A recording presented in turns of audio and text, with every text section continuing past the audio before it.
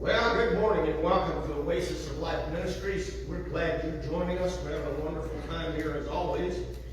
Through our praise and worship for the Lord, the anointing is strong in here, and we expect it to come right through this camera, right out to you where you're at. Amen. I expect the Word of God to penetrate your heart today, and that it'll improve our life. Father, we thank you and we praise you this morning for the time we just had in praise and worship here.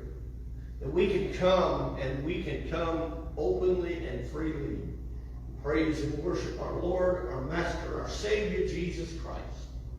And that today now we look and we open the Word, and Holy Spirit, we look to you to take over here, to deliver to us the message that God would have brought to us today.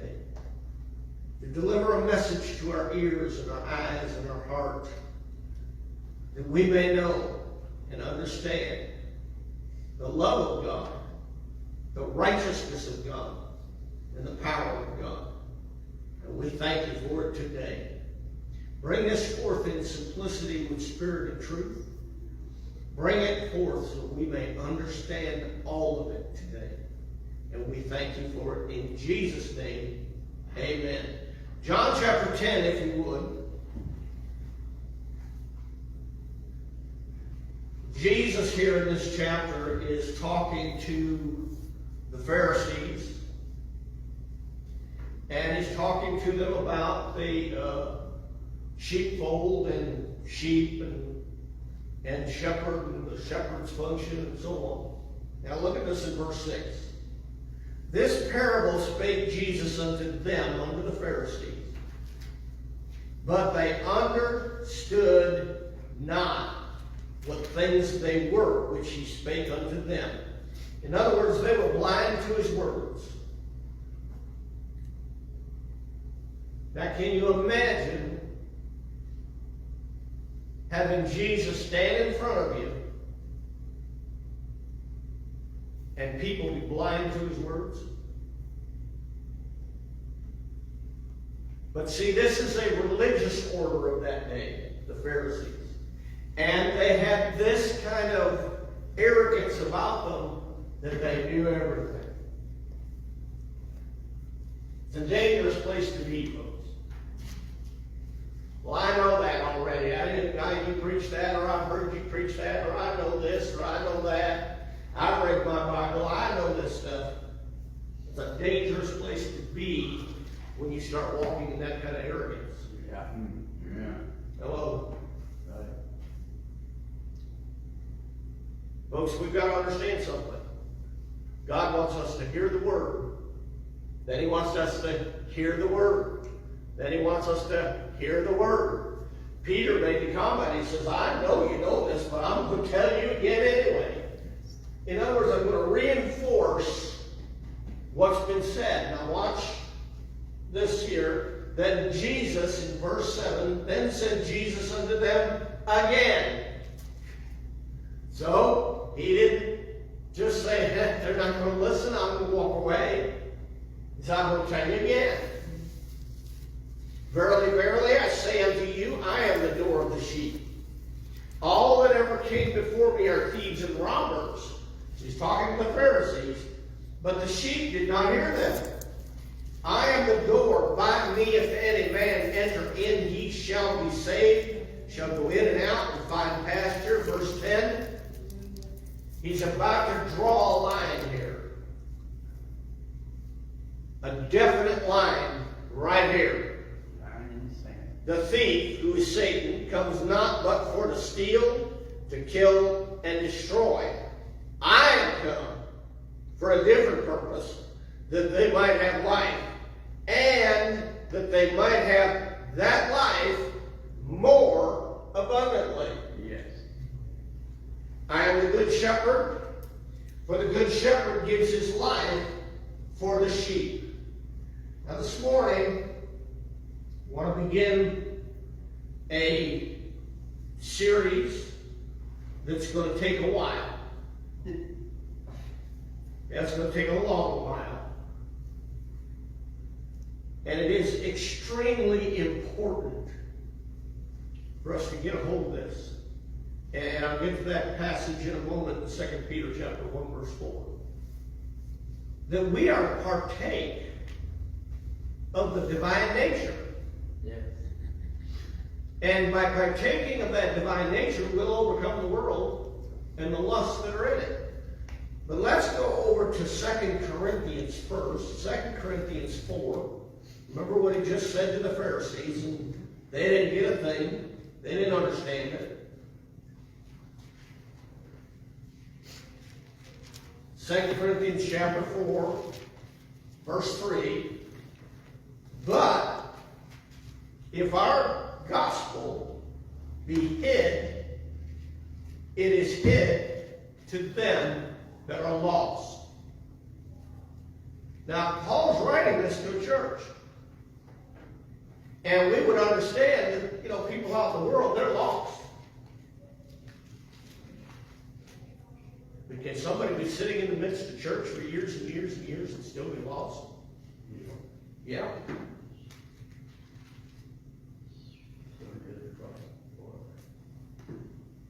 In whom, in those people that are lost, the god of this world, which is Satan. Now understand something. Satan is the god of this world's system. Jesus made a comment at the end of Matthew, the 28th chapter. He said, now all power and authority is given unto me in heaven and in earth. So he has all the power and authority. But Satan is still convinced that he is going to move above God and take over. And the only way he gets authority or power these days is when man gives it to him. See, the only way he got it down here in the first place was Adam gave it to him. We have to give it to him. Well, he comes and takes it away. No, we give it to him. We give it to him through lack of understanding. Amen. The prophet Hosea, in Hosea 4:6, made a comment that people are asking all the time, why are good people having such problems and dying and all that? And God, through the prophet Hosea, said, my people perish for a lack of knowledge. For a lack of knowledge. See, folks, didn't Jesus say, I have come to give you life? Amen? Amen. And to give you that life more abundantly. Amen. Then as the body of Christ, as the church, as born-again believers, Christians, we ought to be living an abundant life. Amen. Amen? So the whole key to this right now that we're going to talk about over the next several probably months is how do we get there? Because if God promised it, and according to God, because of his great and precious promises, we partake of the divine nature to escape the lust that is in the world. Have you noticed anything over the last, I'd say just the last 2-3 years, how the lust of the world has increased? It ought to tell us something. Jesus is on the edge of his seat. Amen. Amen. What is he doing on the edge of his seat? He's waiting to make that call, to call the rapture of the church. Hallelujah. Amen. Hallelujah. What an event that's going to be.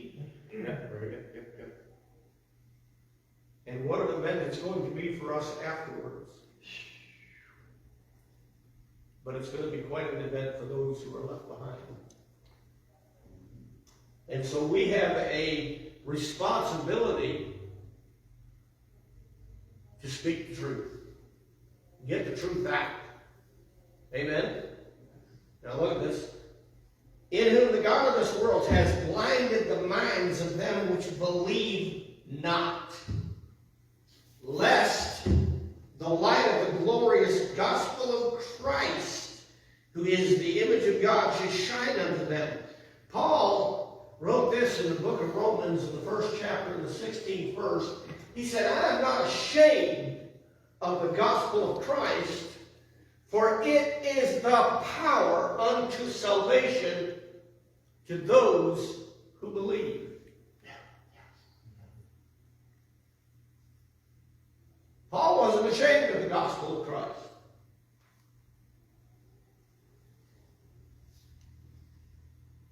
But I'm going to say this. I'm beginning to wonder about the church. Has it been ashamed of the gospel of Christ? Right. The good news of the anointed one with his anointing. The yoke destroying, burden removing, devil defeating power of God. How could we get ashamed of it? Why have we backed off of it? And right now, I'm talking to a Pentecostal church.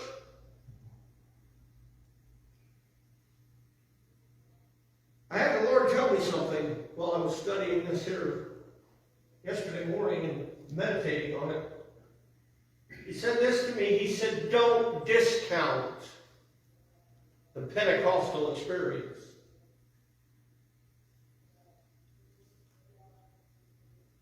Yeah. Amen. Hello. Those people came out of that upper room under the power of the Holy Spirit. And all through the book of Acts, that power was on display. Well, Brother Jared, if I could see that power, I'd believe it. You probably wouldn't.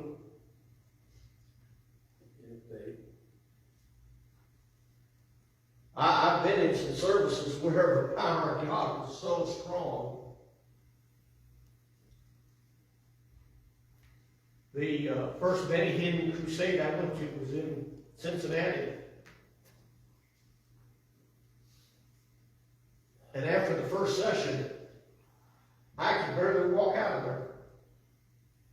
And I was down there, I was actually sitting on the ground and listening to the people around while we were waiting to get into the building.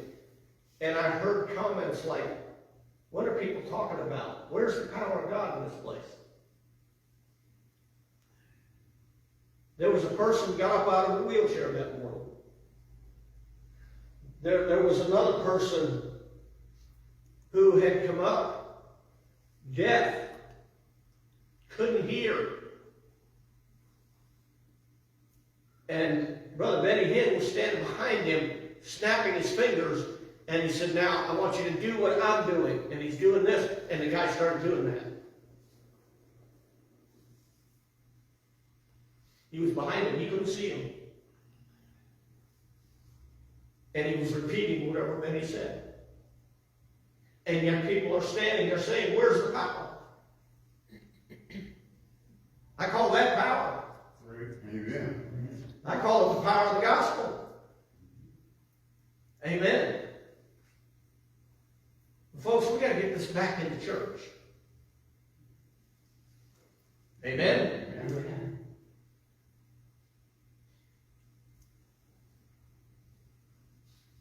For we preach not ourselves, but Christ Jesus the Lord. In other words, we preach Christ Jesus the Lord. We preach Christ and his anointing. We preach Jesus as Savior. And we preach him as Lord, his authority. All of that. Amen.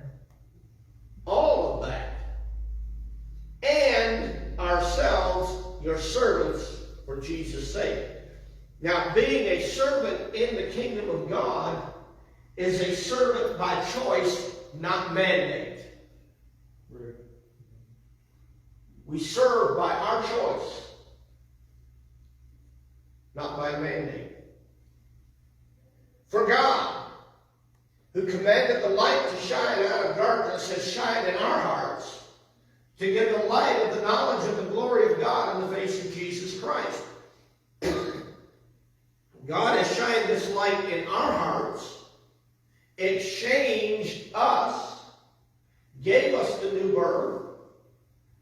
For those who are sitting here, and hopefully those who are out there, we have experienced the Pentecostal experience, which is the infilling of the Holy Ghost. Now, he says, but we have this treasure, the treasure of the knowledge of the glory in earthen vessels. Now watch this. That the excellency of the power may be of God and not of us. Right. Now, when we go back to Jesus, he said, I've come to give you life and give it to you more abundantly. He drew a line where the curse of the law is on one side of that line and the blessings on the other side. He drew a line where sickness and disease is on one side and health is on the other. Where poverty and lack are on one side and prosperity is on the other. Where death is on one side and life is on the other. And there is no riding the fence. Right. We got to put our feet on one side or the other. And so that's what we're looking at, is how do I stay on the life side of what Jesus promised?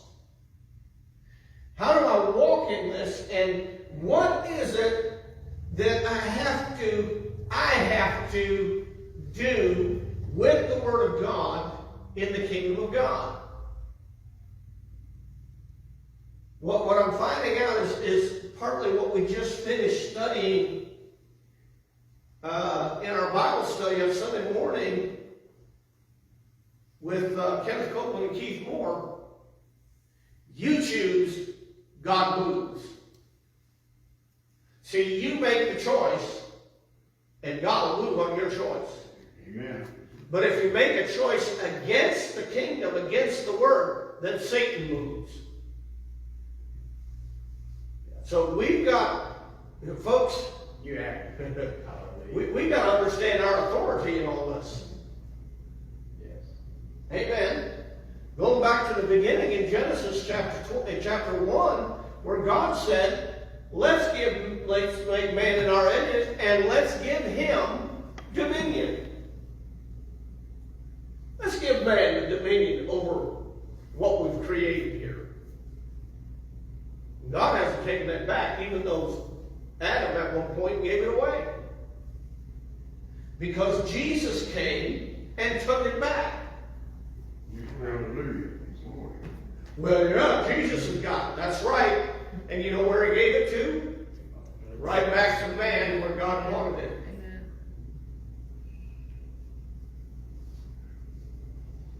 Now go over to 2 Peter.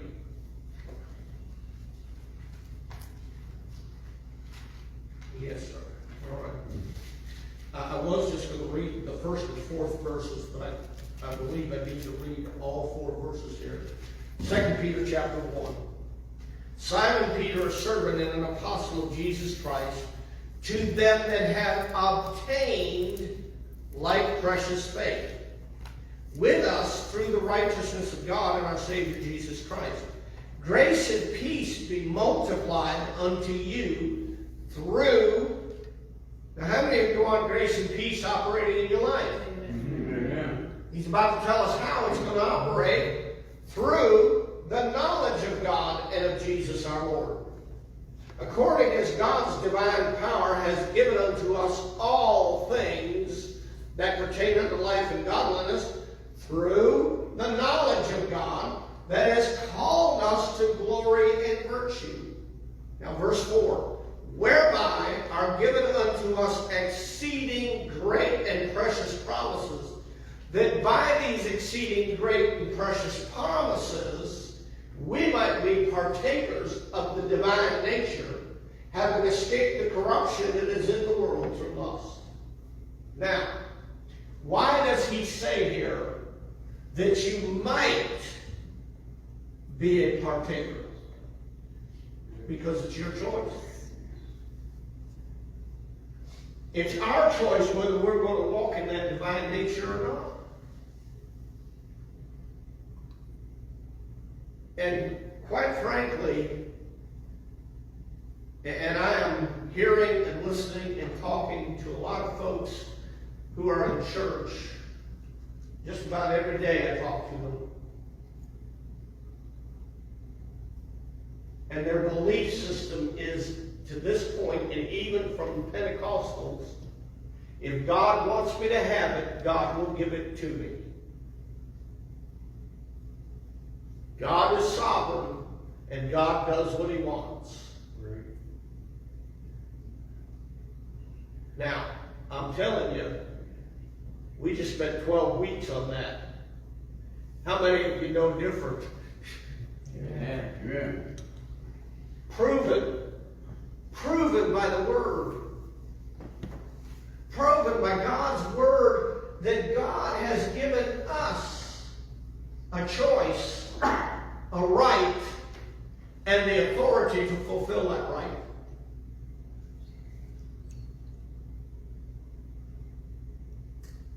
Go to Hebrews chapter 1. Just right there, next door to that, Peter.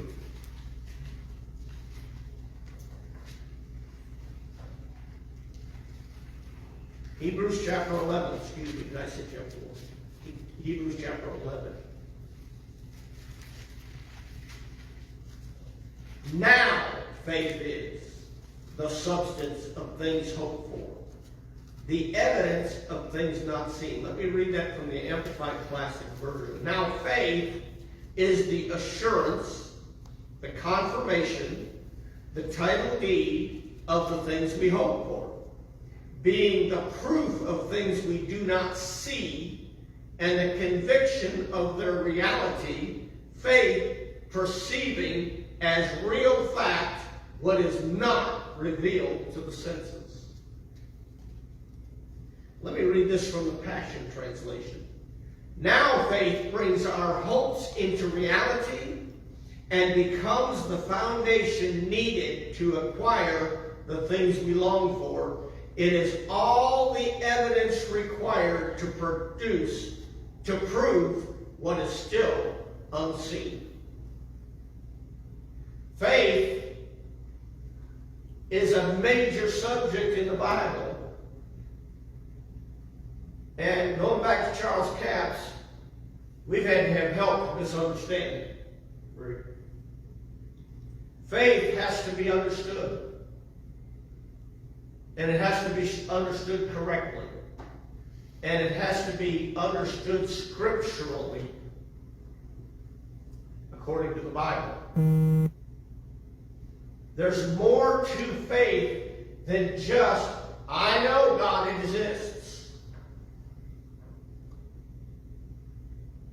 We not only have to know he exists, but we have to know who he is, and we have to know how his kingdom operates. And have faith in that. Right. I've had people tell me, well, Jesus never taught faith. You haven't read your Bible. Amen. Paul wrote in Romans 3:27, he says, I found a law. I found a law that's going to help me out of this situation, the law of faith. Go to Mark chapter 11. Mark the 11th chapter. So Jesus never taught faith. Verse 22. Now let me ask you a question. Is Mark 11:22 still in your Bible? Yep. Amen. And Jesus answering said unto them, have faith in God. I would say that's some faith teaching. Have faith in God. For verily I say unto you, now he's going to teach the law of faith. For verily I say unto you, that whosoever shall say unto this mountain, be thou removed, be thou cast into the sea, and here's the key, shall not doubt in his heart, but shall believe that those things which he saith shall come to pass, he shall have whatsoever he saith. Therefore, I say unto you, well, let me stop on verse 23 for a moment. The first part of that is direction. You and I have to believe this in our heart. We've got to push the doubt out. Lester Summerall said it over and over and over and over. Feed your doubt, or starve your doubt and feed your faith. Starve your doubts, feed your faith. Instead of feeding your doubts and starving your faith. All right? So we have direction. You speak to that mountain. You get rid of the doubt out of your heart. You believe in those things. And then we have the perfection of it. You're going to have whatsoever you say. All right? Now, okay, but you faith people, you take God out of the picture. Not at all. Because what we're saying by faith, God is the one producing. Hello? It's God's words coming out of our mouth that have just as much creative power as if they came out of God's mouth. Amen. All right? Stay with this. Therefore I say unto you, what things soever you desire when you pray, believe that you receive, and you shall have. And when you stand praying, forgive. If you have aught against any, that your Father which is also in heaven may forgive you your trespasses. Here we have a correction on things. Faith will not work outside of love. Right. And if you've got unforgiveness in your heart, you're outside of love and your faith won't work. That's the correction. And then we have the protection, because when we forgive, God forgives, and now we're surrounded with God's protection. Right. So, right there, I believe Jesus taught on faith. Now, what does that mean to us? Okay, let me see if we can find out. Go to Ephesians chapter 1. You all right so far? Yep. All right. Hallelujah. You may want to fasten your seatbelts now. Ephesians chapter 1. A powerful chapter this is. Verse 9 is where we're going to start. Having made known unto us the mystery of God's will, according to God's good pleasure, which God has purposed in himself. So, we can't stand here as Pentecostal, Holy Ghost-filled children of God and say, you never know what God's going to do. Right. Because God is revealing the mystery of his will to us. Paul wrote to the Colossian church in the Colossae church in chapter 1, verse 9. He says, I'm going to pray for you that you receive the knowledge of God's will with all wisdom and spiritual understanding. Yeah, build it through. See, there's a spiritual understanding that we as the body of Christ must have. We've got to understand this book spiritually. Right. Because here's what's happened, and we'll see this as we go along. People who have approached this intellectually have philosophized this book. Yeah. And it becomes philosophy instead of truth. Right. Okay? You understand what I'm saying? All right. So God says the mystery of His will is being revealed. That in the dispensation of the fullness of times, God, oh, here it is. You ready? Are you ready for this? Yeah. Go for Hmm? I'm serious. Are you ready for this? That in the dispensation of the fullness of times, God might gather together in one all things in Christ, both which are in heaven, and actually that's plural, heavens, and which are on earth, in Him, in Christ. What is He saying? And what's the one that He's gathering all things that are in Christ into? It's the body of Christ. It's the church. God wants to gather everything that's been in and is in Jesus Christ and have the same thing in the church. In the body of Christ.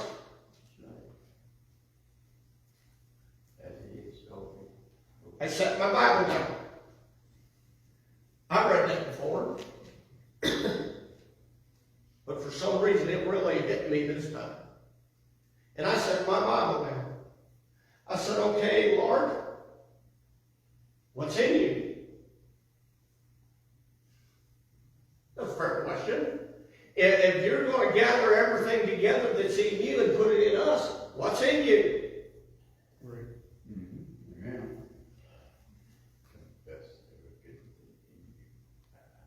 I got my answer.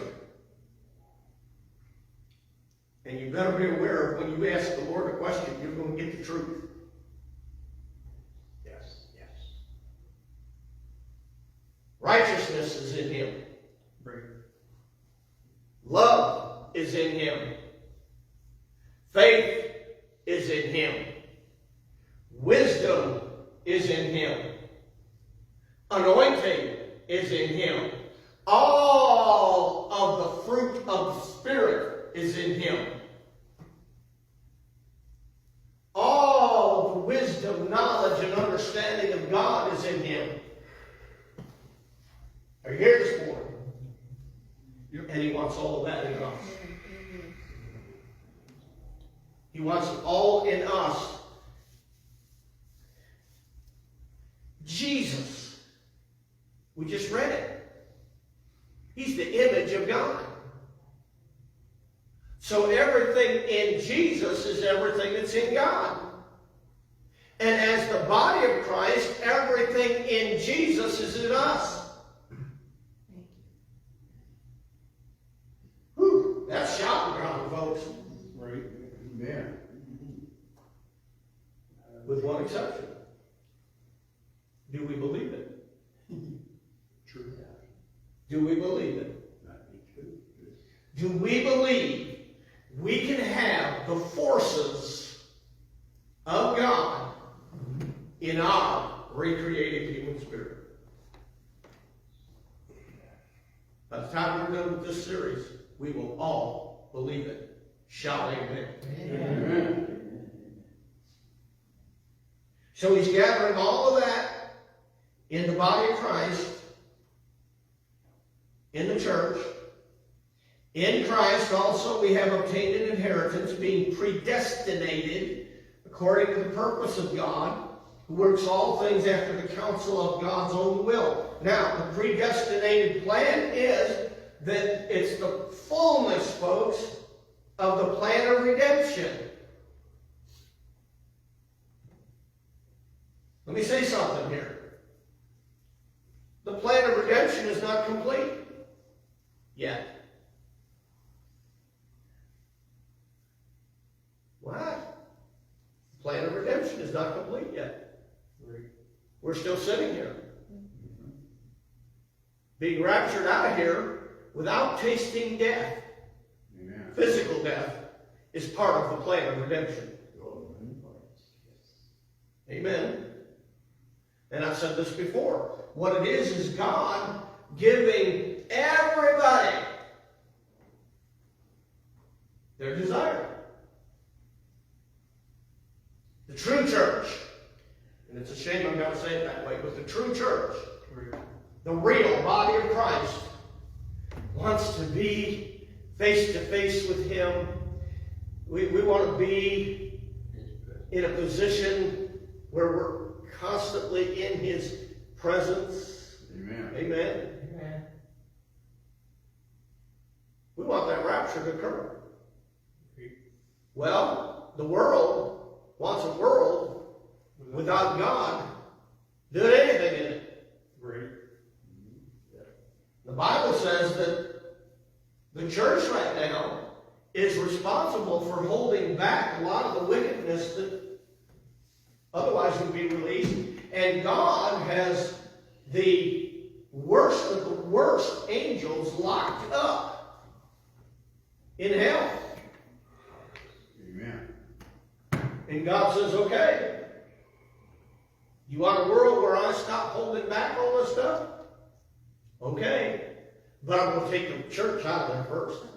Hallelujah. Right. And they want us out of here anyway. We're in their way. When I hear things like, you can't define what a woman is,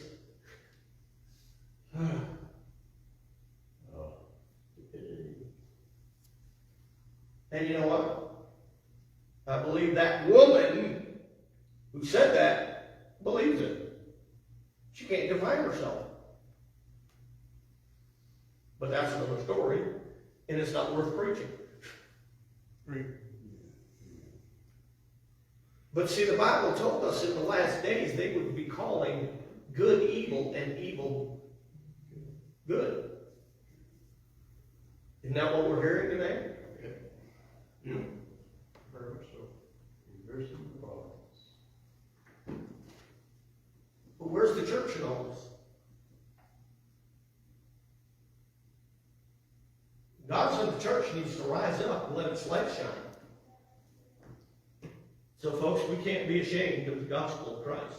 Amen. Hello. Amen. It's got to shine. Now we can't be, and excuse me, let me use this term, we can't be stupid about it. Hello? We've got to understand the Bible, and we've got to understand our position in it. Now, verse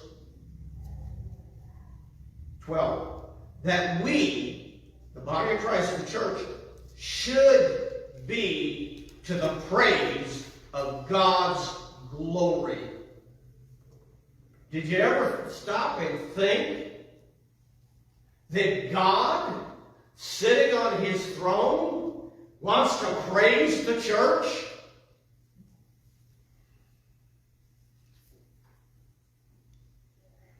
I hadn't thought about that. I've read this. Rob, I've read this. And I've read it. Not right, I've read it often. But it just, all of this just, you saw it. My eyes were open. And God wants to sit on that throne and praise the body of Christ, the church. Right. Amen. God wants to do this. I thought we were to praise Him. Just get that picture. We're praising Him. He's praising us. Man, that's a lot of praise and glory going on. Amen. Woo! Glory to God.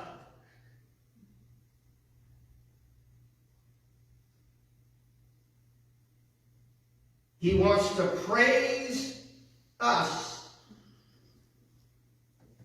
who first trusted in Christ, who first trusted in the Anointed One with His anointing, who first trusted in the yoke destroying, burden removing, devil-defeating power of Almighty God. In whom you also, and here's the process, in Christ you also trusted after you heard the word of truth, the gospel of your salvation. Now, that's the whole package.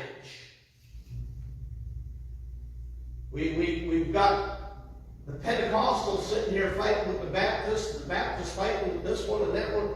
There's no need for the fight, folks.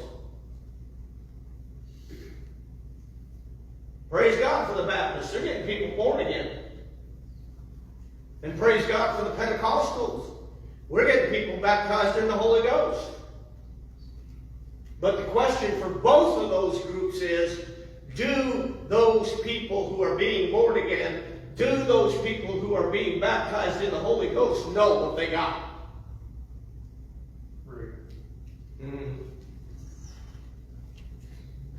So, you trusted. You heard the gospel of salvation, in whom also after that you believed. So you trusted it, then you believed it, then you were sealed with the Holy Spirit of promise. You got born again. You got baptized in the Holy Ghost. Then came the full assurance of faith and the fire. Right. Hello? Which is the earnest of our inheritance until the redemption of the purchased possession, unto the praise of God's glory. Folks, we just read the predestined plan of God. Right. For not just some, but everybody. God has prepared a plan for you and I to come and walk this earth as a man just like Jesus did. As a man the government couldn't touch. As a man the religious order of the day couldn't touch.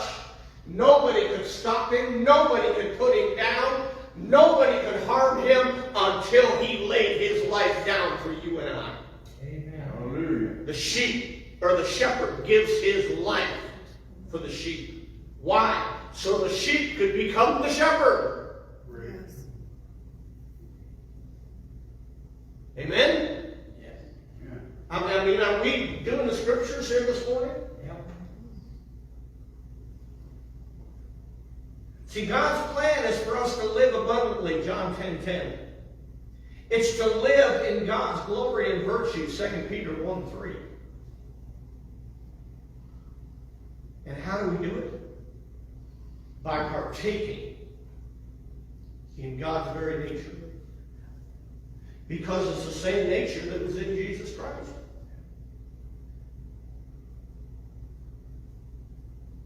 Folks, we've got to know what we got in the born-again experience. Then we've got to know that the next experience, the Pentecostal experience, is worth doing. Right. And what we get there. See, we're talking about the good, the acceptable, the perfect will of God. Jesus is coming back. Amen? Yeah.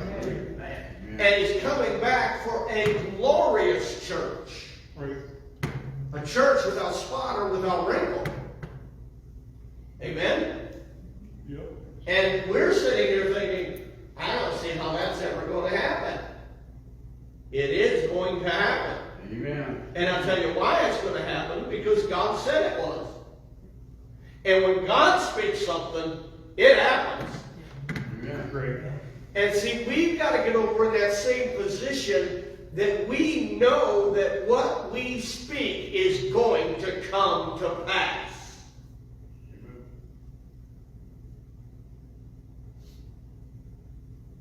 Example.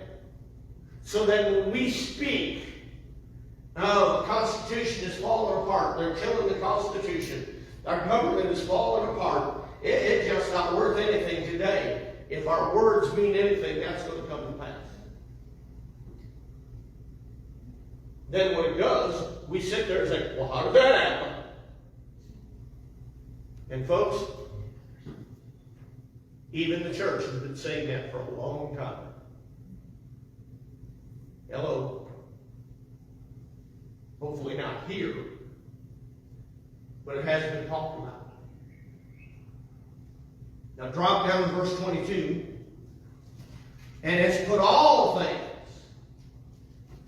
God has put all things under Jesus Christ's feet, and gave Christ to be the head over all things to the church, which is Christ's body, the fullness of Christ that fills all in all. We are here to fill this earth with the glory just like Jesus did.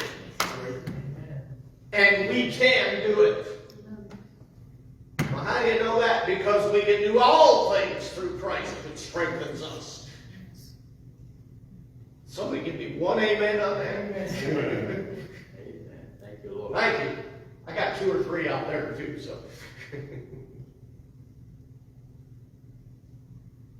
Are we listening this morning? Oh. Lord, where do I go? All right, real quickly, and we'll pick this up from here. You got 5 more minutes, Nelson? Got it. I got a thumbs up from Nelson. He's in a higher place than all of us over there, so. Romans 10 and verse 17.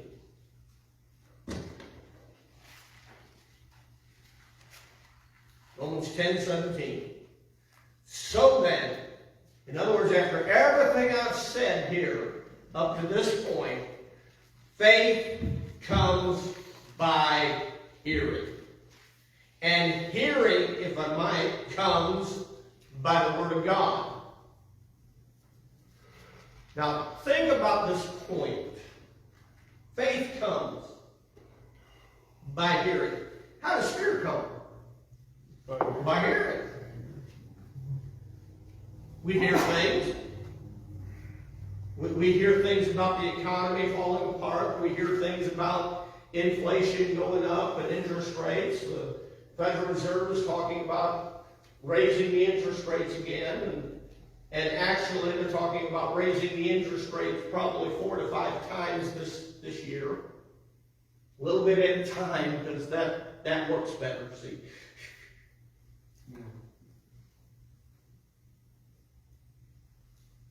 We hear about this sickness going around, that sickness going around. We hear about people dying from this or that, and you know, and if you heard some of the messages out there, we would be better off if we didn't breathe the air and if we didn't eat the food. Oh.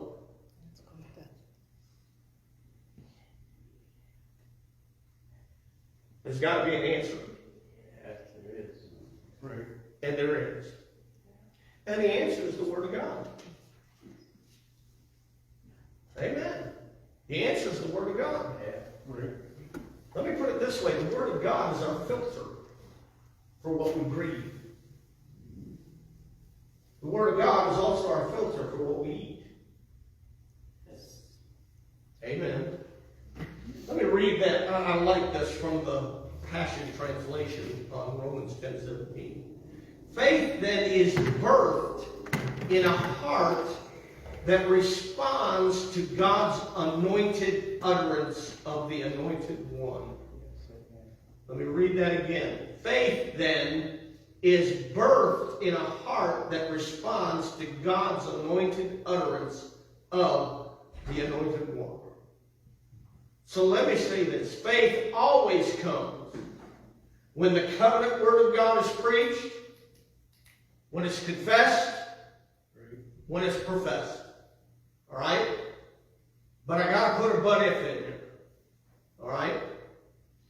But if the covenant words are not understood, Satan is able to steal those words before they take root, before they become established.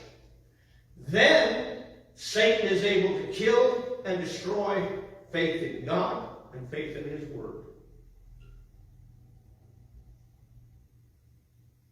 Faith always comes, but if our heart, our spirit and soul becomes hard against the truth, that truth cannot enter our heart. It can't enter. It won't be allowed to enter. There's a stone wall there, and it just hits that wall.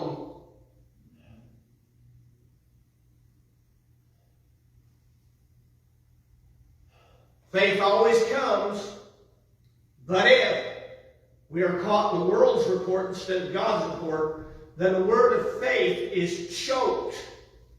In other words, it's unable to breathe life in us. Which goes back to the whole series, 12 weeks that we just did on the sower sows the word. That word is looking for good ground. We were coming in this morning, and I was just kind of meditating on some of this and praying, and I'm looking out when we come by some farms. And I know the farmers planted their seeds and everything. And right now, we're at a point where those seeds have broken the ground, and there's plants coming up through, and you can see them. There's one farmer's whole field, nothing. He planted that whole field, and there's nothing coming up at this point in that field. And I thought, what a shame, that must not be good ground for whatever he planted.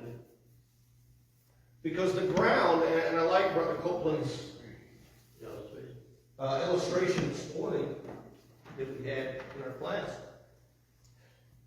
The ground knows one thing. Put a seed in it. As the ground, I'm going to make it grow. Amen. He says, you put a fence post in there, and I know, because we had a farm. We used to put wooden fence posts in.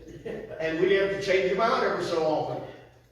Because the ground is sitting there trying to make those fence posts grow, and instead it's rotting them.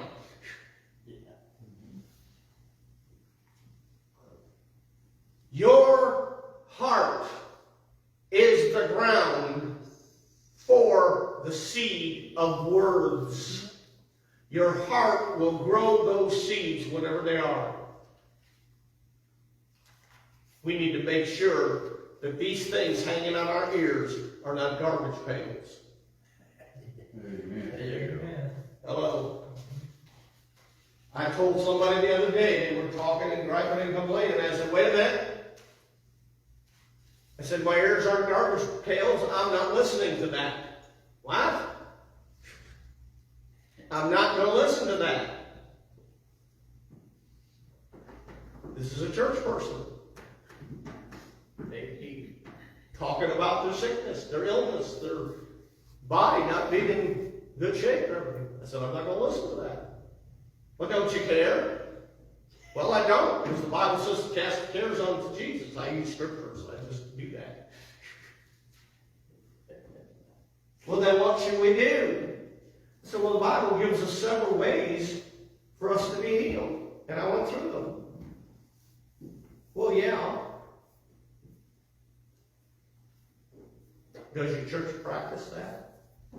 Any of it? Have you ever gone to the elders of the church and asked them to pray for that? Get rid of that sickness? Have you ever done what it says? His hands laid on you? Have you done what the Bible says?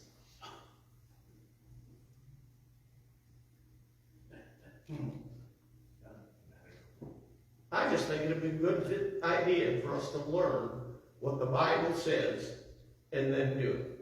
Yes. Amen. Amen? Oh, glory. Yes, sir. Hallelujah. I'm just going to read this one scripture here, and we'll pick this up next week. Verse 8. What does the righteousness which is of faith say? It says the word is nigh in your mouth, in your heart. That is the word of faith which we preach. How close is the word to you? Is it in your heart? And is it in your mouth? And we're going to start answering that question and move on from there next week. The Word of God makes us promises for us to partake of the very divine nature of God and walk in that and show the world out there. Why is the church emptying out so much as it is? We haven't shown the world anything. We haven't shown the world anything. We got to show them before we go. Amen? Amen. Let's fill the bus up when we go. Amen. Praise God. We love you out there. God bless you this week. Come on back next week. We're going to start covering this as we go along. We hope you enjoyed it. We love you and God bless you. Nelson.